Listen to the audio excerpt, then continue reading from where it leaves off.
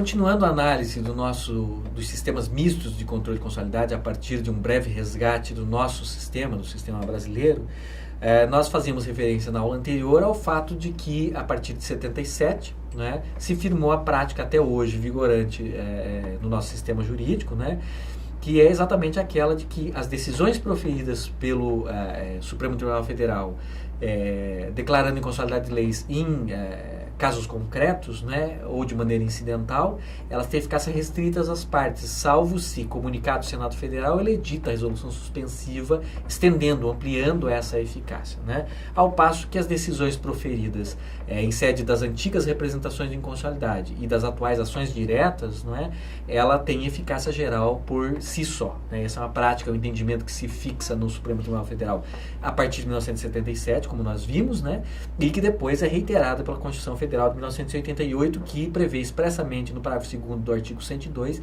que as decisões proferidas pelo Supremo, né, em sede de ação direta, elas têm eficácia geral e eficácia vinculante.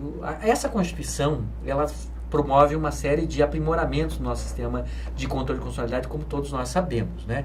Ela enriquece, ou ela cria uma pluralidade de institutos de controle de constitucionalidade, seja no que diz respeito ao controle de constitucionalidade em concreto e difuso, seja no que diz respeito ao controle de constitucionalidade abstrato e em via de ação, né? Vários mecanismos novos, tanto numa seara como noutra, o que torna o nosso sistema de controle de constitucionalidade muito sofisticado, muito complexo e muito interessante. Então, aqui eu vou fazer apenas algumas breves considerações a título de encerramento desse tópico, né? Primeiro, o nosso sistema constitucional, ele prevê ambas as vias de controle. Controle feito concretamente, seja em via de ação, nos writs constitucionais, que são variados, a Constituição cria novos, agrega novos aos já existentes.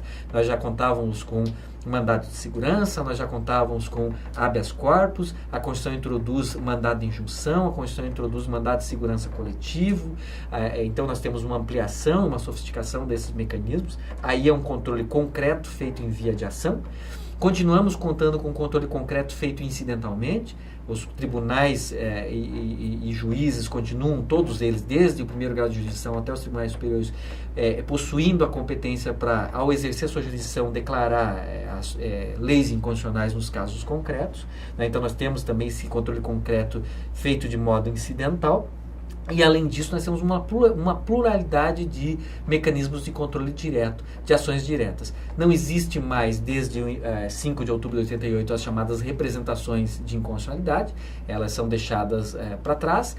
Elas são sucedidas pelas ações diretas de inconstitucionalidade, que não são mais monopolizadas pelo Procurador-Geral da República, mas que são passíveis de ser deflagradas pelos legitimados previstos no artigo 103 da Constituição, dos 9 incisos, todos conhecemos, né? Presidente da República, mesa da Câmara, mesa do Senado, Conselho Federal da OAB, governador de Estado, mesa da Assembleia Legislativa, uma série de autoridades ou entidades que podem deflagrar esse controle.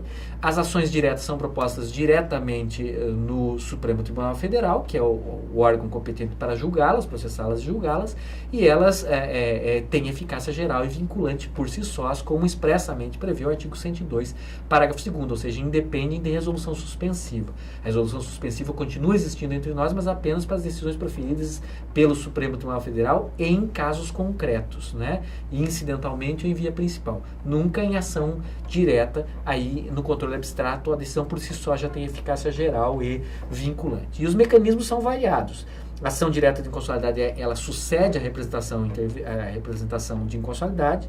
Surge a ação direta de inconstitucionalidade por omissão, que visa combater esse tipo diferente de inconstitucionalidade, que é a inconstitucionalidade por omissão e não por ação. Surge a arguição de descumprimento de preceito fundamental, na Constituição de 1988 também. É criada depois, em 1993, por emenda da Constituição, a ação declaratória de constitucionalidade, instituto polêmico, peculiar da nossa jurisdição constitucional, né? E é mantido o nosso sistema como uma sucessora da representação interventiva à ação direta de inconstitucionalidade interventiva. Então, é uma gama de mecanismos de controle, tanto concreto e difuso, quanto o controle abstrato e controle em via de ação. É de se observar também que o nosso sistema jurídico ele tem uma peculiaridade, uma peculiaridade que decorre da sua complexidade.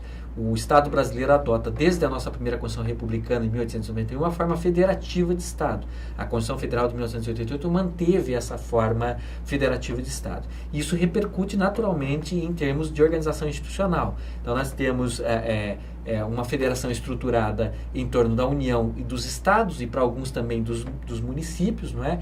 E nós temos, portanto, uma repetição, né? Nós temos um Poder Legislativo federal, um Poder Legislativo, um Poder Executivo, um Poder Judiciário federais, e um Poder Legislativo, Executivo e Judiciário estaduais, além de poderes legislativos e executivos municipais, né? E o nosso Poder Judiciário, portanto, ele tem a mesma característica que nós já examinamos ao estudarmos a matriz constitucional norte-americana e o sistema de controle de constitucionalidade norte-americano, ou seja, nós temos uma justiça federal e uma justiça estadual, né? Então, isso traz complexidade para o nosso sistema, né? O sistema é estruturado em diversos graus de jurisdição, como nós sabemos, desde juízes de primeiro grau até os tribunais superiores sediados em Brasília com jurisdição em todo o território nacional, passando por tribunais inferiores. Isso é verdadeiro tanto para a jurisdição estadual quanto para a jurisdição federal, para os órgãos que fazem parte da Justiça Federal. E essa estrutura federal, ela permite que os estados possuam constituições, né? Uma das decorrências do federalismo é o poder constituinte e derivado decorrente, e, portanto, significa a capacidade dos estados criarem suas próprias constituições. Isso significa que no Brasil não há apenas uma Constituição, a Constituição Federal de 88, mas há 28 constituições em vigor, né? A Constituição Federal mais 27 constituições, as 26 constituições dos estados, né? Mais a lei orgânica do Distrito Federal, que em parte é uma Constituição, né? Tem normas que são materialmente constitucionais, tem normas que são que não têm natureza constitucional. Então nós temos aí 27 constituições no nosso sistema jurídico, né? Além da Constituição Federal, né? E onde há uma Constituição tem que haver os mecanismos de controle de constitucionalidade.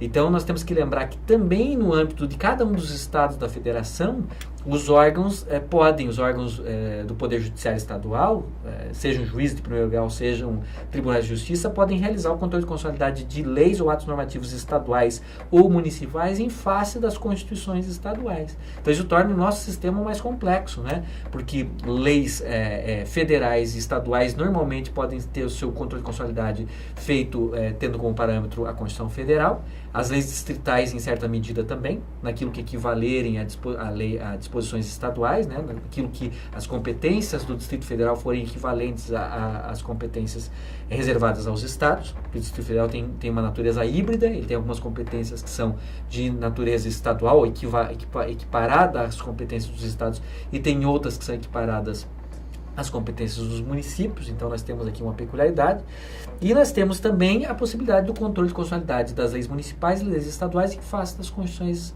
estaduais, como nós já vimos. Além da DPF ter permitido também uma situação em que leis municipais podem eventualmente ser objeto de controle de constitucionalidade, tendo como parâmetro a Constituição Federal. Então o sistema é bastante complexo, não é? E nós temos que lembrar que no âmbito do controle estadual de constitucionalidade, ou seja, esse controle que usa como parâmetro de controle a Constituição Estadual e que tem como objeto de controle leis estaduais ou leis municipais, tanto existe a via do controle em concreto, feito em via de ação ou incidentalmente, quanto existe a via do controle abstrato, feito por via da ação direta. Ou seja, existe, a Constituição Federal previu ações diretas de inconstitucionalidade estaduais, que a Constituição chama de representações de inconstitucionalidade estaduais, né? Que estão previstas no artigo 25 da Constituição e que estão previstas e regulamentadas nas diversas constituições estaduais, né? Tem estados que prevêem ações diretas, tem estados que prevêem ações diretas e ações diretas de inconstitucionalidade por omissão, tem estados que prevêem até ações declaratórias de constitucionalidade estaduais. Então existe todo um sistema de controle não só concreto, mas também abstrato de constitucionalidade estadual, o que torna o nosso sistema de controle de constitucionalidade um sistema bastante complexo, bastante interessante. Mas o nosso objetivo aqui no curso não é exatamente aprofundar o estudo do sistema de controle de constitucionalidade brasileiro, mas tão somente utilizar ele como um exemplo de sistema misto ou sistema híbrido. Então não é possível aprofundar demasiadamente essas temáticas. Apenas para encerrar, lembrando algumas coisas sobre o nosso sistema. O nosso sistema sufraga a teoria da nulidade da norma inconstitucional, então nós estamos mais próximos de sistemas como o norte-americano, ou como o alemão ou italiano, e mais distantes de sistemas como o sistema austríaco, né? Em geral, as decisões que declaram inconstitucionalidade são consideradas decisões declaratórias e são dotadas de eficácia retroativa, e se presume que tudo aquilo que foi feito com base na lei inconstitucional deveria ser desfeito, todos os atos de aplicação, seja por órgãos públicos, seja por particulares, né? Agora, existem algumas naturalmente aqui também relativizações. Nós também temos fórmulas de preclusão. O exemplo principal, retomo, é a coisa julgada baseada em lei inconstitucional. Nem sempre ela será passível de ser rescindida. Aqui nós temos que tentar conciliar o postulado da constitucionalidade das leis com o postulado da segurança jurídica, não é? Então existe essa relativização consistente nesses limites à retroatividade que são inerentes a todos os sistemas de controle judicial. E nós adotamos também, como já mencionado em aula anterior, a modulação dos efeitos. Tanto a Lei 9868 quanto a 9882, ao regularem a ação direta de inconstitucionalidade, a ação declaratória de constitucionalidade e a arguição de descumprimento do preceito fundamental, previram, não é, a possibilidade do Supremo Tribunal Federal, por decisão baseada em maioria qualificada dos votos dos ministros, modular os efeitos. Significa alterar os efeitos típicos da declaração de inconstitucionalidade, notadamente tornando aqueles efeitos que são tipicamente retroativos entre nós, efeitos irretroativos, né? Ou mesmo efeitos futuros. Então, aqui é uma influência clara do sistema constitucional austríaco, né? O sistema constitucional austríaco, ele serve de modelo para a introdução no nosso sistema de controle judicial de constitucionalidade desse instituto que nós denominamos de modulação dos efeitos da decisão declaratória de inconstitucionalidade.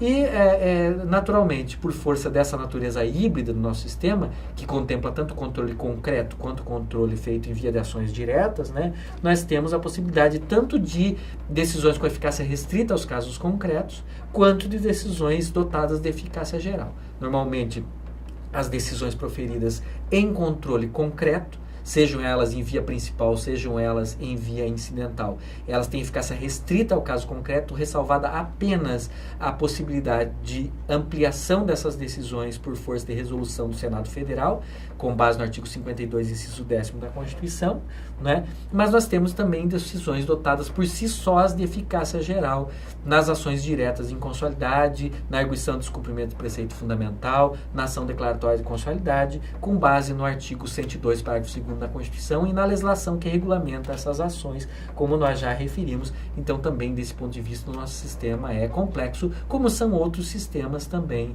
que nós temos na América Latina. De modo geral, esses eram os elementos principais. Como nós vemos, os sistemas ecléticos são esses sistemas que têm elementos heterogêneos. Normalmente uma base de controle difuso, aos quais são agregadas ações diretas de inconstitucionalidade. Não sendo perfeitamente correto e nem tampouco recomendável defini-los como sistemas que são parcialmente concentrados, parcialmente difusos, porque isso pode induzir em erro e incompreensão.